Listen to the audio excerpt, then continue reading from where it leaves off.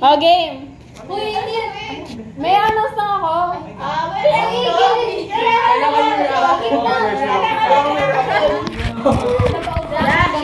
Kita. Pagka kinagulang tang dyan Pantay na sa engine. Magpakaganda. O, game. Siguro 3 to 4 years din kaming tatlong admin. Si Chester, ako, tsaka si Baby Lou. Tapos recently, napag-usapan namin na iba dumadami na tayo, ganyan, ang dami ng 2022 na batch, gano'n. Naisipan namin magdagdag ng isang admin. This is the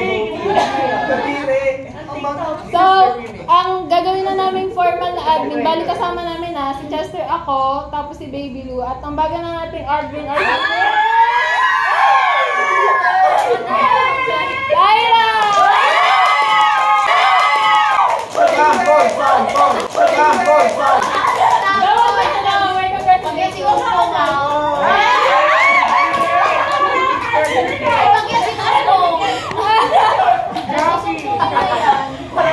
Ayan, tahimik. So, bali ang responsibilities ni Ira. Siyempre, doon mga tayo sa responsibilities niya. Same amount nung sa amin, yung mga editing, posting, ganyan. Bale, yung iba din, baka mapasa sa kanya ibang mga gawain. Yes, ayan ang essence ng pagiging admin. Reason behind kung bakit si Ira yung pinili namin. 2021, since 2021, di ba 2021 siya sumali? Hanggang 2021, 2022, ayun siya yung tumulong sa amin na i-build yung... Hindi naman literal na i-build, ganyan. Parang ano lang, sa kanya kami nagsisik ng help sa mga gawain. Bali yung buong process na makuha yung batch 2022, malaki yung contribution ni Ira. Kaya siya yung napili namin na maging admin.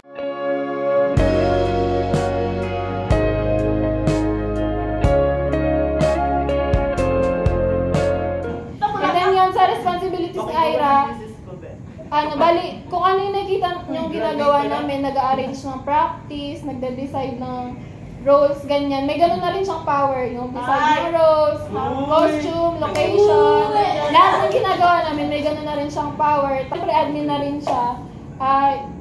Ina-expect namin na yung respect na nakukuha namin na dating admin sa inyo, sana same din kay Ira. Kahit na ka-age siya, mas bata siya sa inyo, ganon, sana same yung yung respect tsaka yung pagsunod, yung obedience nyo sa amin kay Ira.